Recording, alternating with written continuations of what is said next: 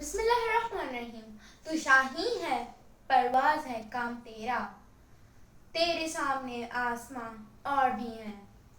محترم حاضرین اور جد صاحبان، السلام علیکم۔ شاہین بلند پرواز ہے، تیز نگاہ ہے، طاقتور ہے، مردار نہیں کھاتا۔ اسی لیے اقبال چاہتے تھے ہر بچہ جوان شاہین کی طرح ہو۔ ساتھیوں، یوں تو بڑا ہی پرلطف ہے شاہین کی طرح محو پرواز ہونا، مگر کیا واقعی ہم مثل شاہین مستعد، جفاکش اور اتنے ہی طاقتور ہیں کہ خود اعتمادی سے معاشرے کی بدحالی اور مسائل کو ختم کر سکیں؟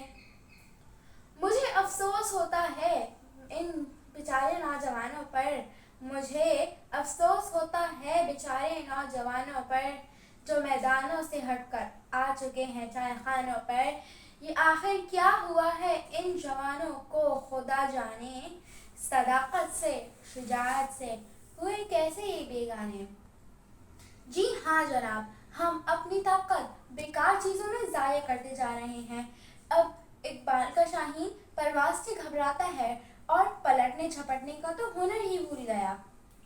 مانا کے ستاروں سے بھی آگے ہیں جہاں اور، شاہین میں مگر طاقت پرواز کہاں ہے؟ اقبال تیرے دیس کا کیا حال سناؤں؟ جناب عالی، آج میں خاص طور پر تمام بچوں اور جوانوں سے مخاطب ہوں کہ آئیے عہد کریں کہ اب شاہین کی طرح سر اٹھا کر اور جواں مردی کے ساتھ زندگی گزاریں گے۔ سمجھتا ہے تو راز ہے زندگی، فقط ذوق پرواز ہے زندگی۔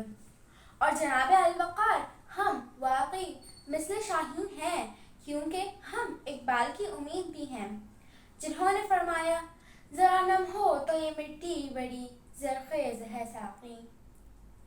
اور میں اقبال کے اس دعائیے شعر پر اختتام کرتی ہوں۔